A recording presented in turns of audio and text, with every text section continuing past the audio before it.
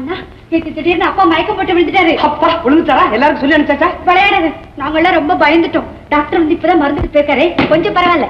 ஒருத்தர் விடாதீங்க, உடனே மருந்து கொடுத்து உட்காத்தி வச்சிருங்க. அம்மாங்க அந்த ரூம்ல இருக்காங்க, கொஞ்சம் கொஞ்சம் ஆமா வாடா வேணும். இப்ப வா, திரும்பி வந்தியா? ஆமாடா, எங்கடா வீட்டை விட்டு ஓடி போயிட்ட? போனவன் என்னத்துக்குடா திரும்பி வந்தேன்? அவரோடமா பட்டணத்துல இருந்து நிர்மலாவும் நானும் தான் வந்தோம். அது நேரம் அது வீட்டுக்கு போயிருக்குது, சாயங்காலம் இங்க வரேன்னு சொல்லி இருக்குது. ஆமா, அப்பா நேற்று விழுந்துட்டாராவே. ஆமாடா, அதோட அப்பாவுக்கு ரத்த கொதிப்பு வலே, பாட்டு வேற வீக்கா இருக்குது. அதுமா வெரி குட் வெரி குட். இல்ல என்னடா பாலே? ஆமா, உங்களை பெரிய மனுஷன் சொன்னா ஊர்ல ஒரு பையன் நம்ப மாட்டேங்கிறான். ரத்த கொதிப்பு இருக்கு, ஹார்ட் வீக்கா இருக்கு, இது ரெண்டு வச்சு தைரியமா அடிச்சு சொல்லுவேன் எங்க அப்பா பெரிய மனுஷன் தானே. அடகுலகார பிள்ளை, என்ன ஆகாரம்? சாத்துக்குடி. முதல்ல மருந்த குடி, அப்புறம் சாத்துக்குடி. மருந்து குடிங்க. ஊத்துமா, பல்ல பிடிச்சு ஊத்துமா. கோச்சிட்டு போனவே எதுக்குடா திரும்பி வந்தா? கோவம் போயிடுச்சு, திரும்பி வந்துட்டேன். நல்ல நேரத்துல தான் நீ நிர்மலாவும் வந்திருக்கீங்க. நம்ம கிரிஜாவை இன்னும் 2 நாளையில பொன் பார்க்க வராங்க. அப்படியா? ஆமா. ஐயோ பாவம், மாப்பிள்ளை யாரு? நிர்மலா, உன் கல்யாணத்தையும் கிரிஜா கல்யாணத்தையும் ஒன்னா நடத்தலான்னு தான் பார்த்தேன். நீ சொல்றத பார்த்தா அந்த பய வெளியூர்ல இருந்து வர்றதுக்கே ரொம்ப டயம் ஆகும் போல் இருக்கு. எனக்கும் உடம்பு சும்மா, அதனால கிரிஜா கல்யாணத்தையாவது சீக்கிரம் முடிச்சிடலான்னு பாக்குறேன். அப்பா, ஓ உங்களை தேடி தரகர் வந்திருக்காரு. வந்திருக்காரா? என்ன கிரிஜா, உனக்கு கல்யாணமாமே? என்ன அவசரம்? எனக்கே இன்னும் ஆகல. கரெக்ட் அண்ணா, எனக்கு என்னப்பா அவசரம்? முதல்ல நிர்மலா அக்கா கல்யாணம் நடக்கட்டும். கரெக்ட், தலைவர் கூட வந்திருக்காரு. தரகர் ஒண்ணு இல்ல, 2 மாப்பிள்ளை. சுமார் வேணும். எத்தனை கேட்டாலும் கொண்டு வருவாரு. கிரிஜா, உங்க அப்பாவுக்கு உடம்பு சரியில்லை, அதனால சரி உன் கல்யாணம் தான் முதல்ல. ஆமா, அவர் எப்படி இருப்பாரு? எப்போ இங்க வருவாரு? அத பத்தி என்கிட்ட ஒண்ணுமே சொல்லலையே. அவரு வருவாரு, வந்துருவாரு.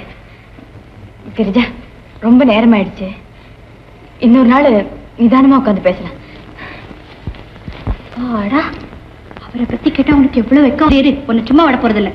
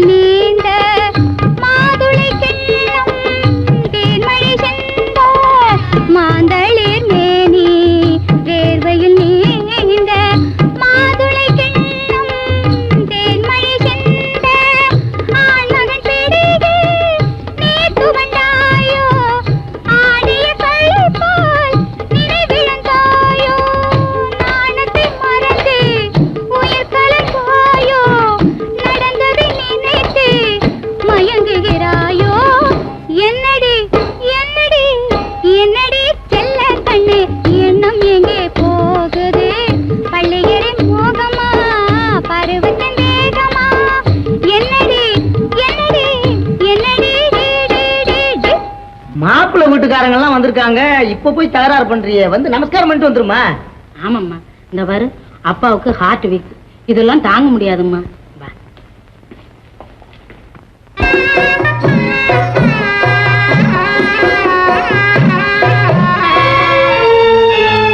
பெண்ணை நல்லா பாத்துக்கடா. எவ்வளவு தரம் பார்த்தாலும் அவ்வளவுதான். என்ன தரகுறேன், எல்லா விவரமும் சொல்லிட்டீங்களா? ஓ சொல்லிட்டேனே. எங்க இதுதான்டா இப்ப எனக்கு வியாபாரம். இதுக்கு நான் ஒரு காலம் சம்மதிக்க மாட்டேன் பாஸ்கர். அப்புறம் நான் ரொம்ப கெட்டவனா இருப்பேன். சார் கொஞ்சம் பேசாம இருங்க, ஒண்ணு கிடக்க ஒண்ணு ஆயிட போகுது. ஒண்ணு இல்ல, இவ்வளவு பெரிய தொகை வரதட்சணையா கேட்கறாருன்னா யோசனை பண்றேன். யோசனை பண்ணாதீங்க அப்பா. கிரிஜாவுக்கு மாப்பிள்ளை கிடைக்கிறது ரொம்ப கஷ்டம். எவனோ இடிச்சு வாய மாட்டி இருக்கிறான், சட்டு புட்டுன்னு தலையில கட்டிருங்க. இந்த பாருங்க, பையன் ராஜாவும் இருக்கான். நம்ம கிரிஜா ரொம்ப அதிர்ஷ்டக்கார பொண்ணு. நீங்களும் சொன்ன சரிதான், அப்புறம் என்ன இருக்கு? அதுல பாருங்க, கல்யாணம் முடிட்டு அதுக்குள்ள என்ன கமிஷனை பத்தி பேச்சா? அது இல்லப்பா, என்னுடைய தாயாருக்கு உடல்நிலை சரியில்லை. அவரு சீக்கிரம் கல்யாணத்தை முடிச்சிட்டு அவர் மனைவியோட வைத்தியத்துக்காக சுவிட்சர்லாந்து போறார். அப்படிங்களா? தரகர எல்லா விவரமும் சொன்னாரு. எங்களுக்கு பூரண சம்மதம். நல்லது. கிரிஜா கல்யாணம் நடந்தாதான் என் மனசுல இருக்கிற பாரமும் நீங்கும். வேணே, நம்ம ராம்ஜாம் பங்களா பேசி வச்சிருக்கேன், அங்க கொண்டு போய் இவங்க எல்லாம் விட்டு நான் வந்து 4 வீடு தள்ளி டாக்ஸி கொண்டு நடந்தே போயிடலாமா? நடந்தே போ. அப்ப நாங்க வரட்டுங்களா? சரி, போயிட்டு வாங்க. வேணும், எல்லாத்தையும் நீதாப்பா கவனிச்சுக்கணும். ஆட்டும் சொன்னாங்க. வரங்க. சரி, அப்போ நானும் போயிட்டு வரட்டுங்களா? போயிட்டு வாங்க. இல்ல, என் வீட்டுக்கு. அப்பா, எனக்கு இந்த கல்யாணத்துல இஷ்டமே இல்லை. முதல்ல நிர்மலா அக்கா கல்யாணம் நடக்கட்டும். கிரிஜா, இந்த கல்யாணம் நடக்கலைன்னா எனக்கு ஏதாவது நடந்துருமா? விளையாட்டா சொல்றேன்னு நினைக்காத. மாப்பிள்ளை வீட்டுக்காரங்க எல்லாம் இன்னும் வரலையா? இப்பதாம்மா வந்துட்டு போறாங்க, நீதான் லேட்டு. நிர்மலா, உனக்கும் கிரிஜாவுக்கும் எவ்வளவு ஒத்துமை இருக்கு பாத்தியா? ஏன்? கிரிஜாவை கட்டிக்க போறவருடைய பேர் தெரியுமோ? பாஸ்கர். என்னம்மா ஆச்சரியப்படுற? ஓ மனசுப்படியே தானம்மா கிரிஜா மனசும், அப்படியேதான் மாப்பிள்ளையும் வாச்சிருக்காரு. மாப்பிள்ளைய நீ பாக்கலையே, ரொம்ப நல்ல பிள்ளை. அதை விட அந்த நாகலிங்க இருக்காரு, ரொம்ப தங்கமான மனுஷன். கல்யாணத்தை சீக்கிரமா முடிச்சிட்டு பொண்டாட்டியும் கூட்டிக்கிட்டு வைத்தியத்துக்காக சுவிட்சர்லாந்து போறாராம்.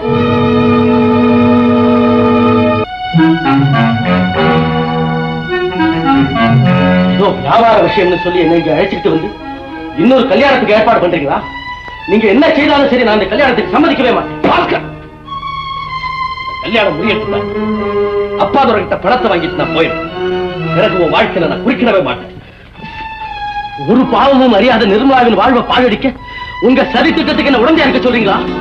என்னால முடியாது. டேய், நீ அனுபவம் இல்லாதவன்டா. இந்த உலகத்துல எல்லாருமே நிம்மதியா வாழ்ந்துட முடியாது. 2 பேர் வாழ்க்கை நல்லா இருக்கணும்னா 10 பேர் வாழ்க்கையை பலி கொடுத்தா தாண்டா அது முடியும். பாஸ்கர், என்னுடைய திட்டத்துக்கு நீ ஏதாவது தடங்கல் செய்த அப்புறம் ரொம்ப வருத்தப்படுவேன். ஜாகிரதை. மிரட்டுறீங்களா? இதுக்கெல்லாம் பயந்த காலம் மலையேறி போச்சு. இப்ப நான் எதுக்கும் துணிஞ்சிட்டேன். துணிஞ்சிட்டியா? முட்டாள். என்ன ஏத்துக்கிட்டா உனக்கு ஏதுரா வாழ்க்கை? அப்புறம் நிர்மலாவுக்கு தான் ஏது நிம்மதி. ஏய், இந்த கல்யாணத்துக்கு நீ சம்மதிக்கல, அப்புறம் என்ன நடக்கும் தெரியுமில்ல?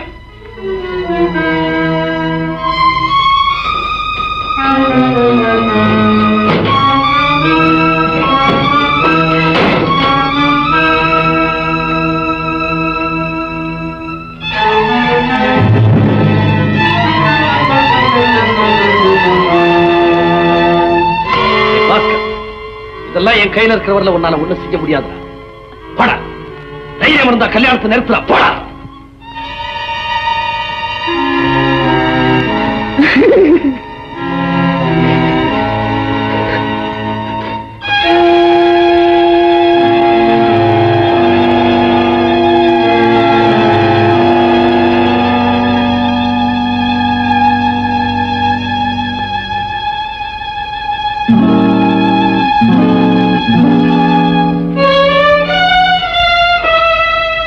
நீங்க மனுஷனா இல்ல மிருகமா? ஓ, நீயா? இந்த ஊர்ல தான் இருக்கிறியா? உங்க அக்கிரமத்துக்கெல்லாம் ஒரு முடிவு கட்டுறேன். இப்பவே போலீஸ வரவழைச்சு உங்களை ஒப்படைக்கிறேன்.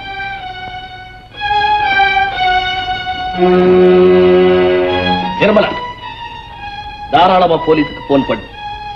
ஆனா போன் பண்றதுக்கு முந்தி போலீஸோட போக வேண்டியது நாகலிங்கமா இல்ல உன் அருமை கணவன் பாஸ்கர் நான் நல்லா தெரிஞ்சுக்க. என்ன வளரீங்க? அவர் என்ன குற்றம் செஞ்சாரு? சாதாரண குத்தம் இல்ல, கொலை குத்தம்.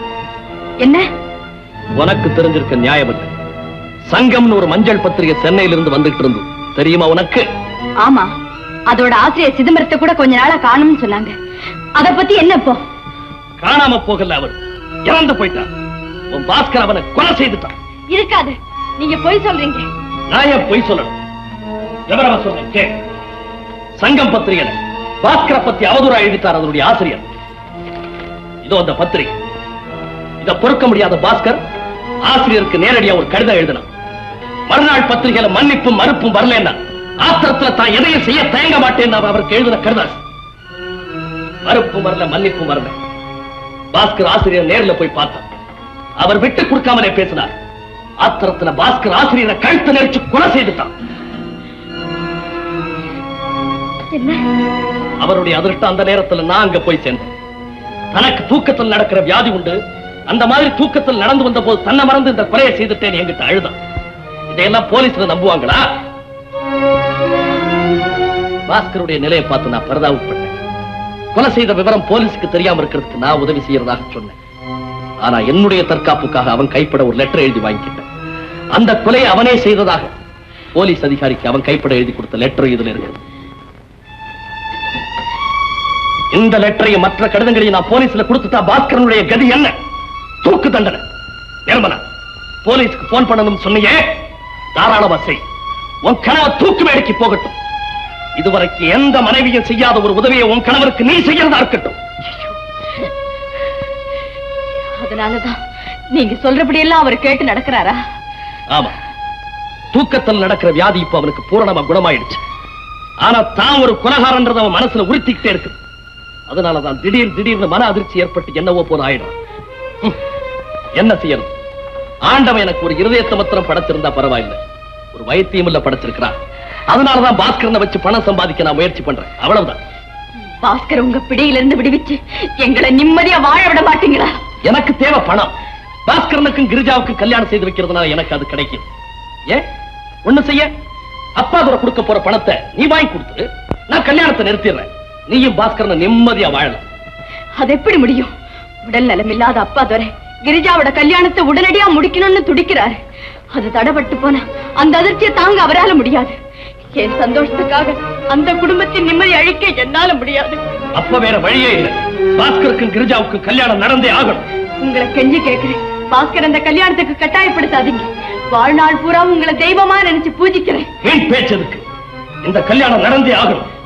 இல்ல என்ன நடக்கும் உனக்கே தெரியும். பாஸ்கருக்கு கல்யாண மேடையா இல்ல தூக்கு மேடையான்றதை நீயே தீர்மானம் செய்துக்க. நீ போகலாம். கல்யாண மேடையா தூக்கு மேடையா? கல்யாண மேடையா தூக்கு மேடையா? கல்யாண மேடையா தூக்கு மேடையா?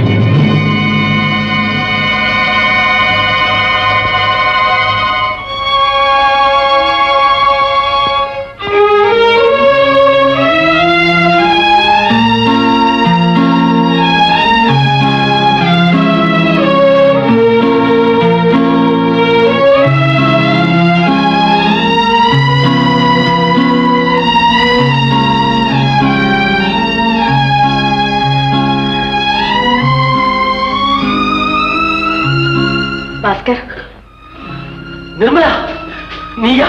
நான் தான். இதே ஊர்ல தான் இருக்கேன். என்ன இனிமே உங்களுக்கு ஞாபகம் இருக்குமா? கல்யாண மாப்பிள்ள சந்தோஷமா நிம்மதியா இருக்கீங்க. நிர்மலா, நான் உன்னை பார்க்கதான் துடிச்சுக்கிட்டு இருக்கேன். ஏன் கல்யாணத்துக்கு அழைக்கவா?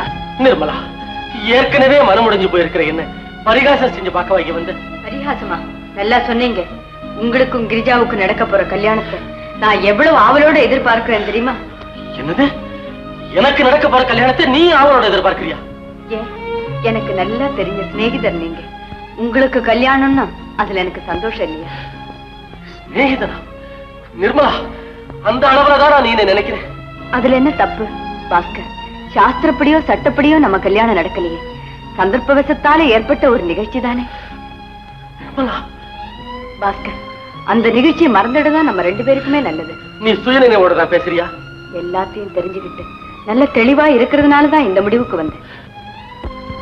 நீங்க கிரிஜாவை கல்யாணம் செய்துகிட்டா நாகலிங்கத்தின் பிடியிலிருந்து விடுபட்டு நீங்க சுதந்திரமா வாழலாம். நானும் என் வாழ்க்கையை மாத்தி அமைச்சுக்கிட்டு நிம்மதியா இருக்கலாம். நீயா அப்படி பேசுற? நீங்க இல்லைன்னா எனக்கு வாழ்வே கிடையாதுன்னு சொன்ன நீயா அப்படி பேசுற? எண்ணத்தை பிரதிபலிக்கிறதானே வார்த்தைகள். எண்ணங்கள் மாறும்போது வார்த்தைகளும் மாறத்தானே செய்யும். நமக்குள்ள ஏற்பட்ட இந்த வினோத உறவை ஒரு கனவா நினைச்சு மறந்துடுதான் நல்லது. சபாஷ் நிர்மலா, சபாஷ். நீ இவ்வளவு புத்திசாலியா மாறுவேன்னு நான் எதிர்பார்க்கவே இல்லை.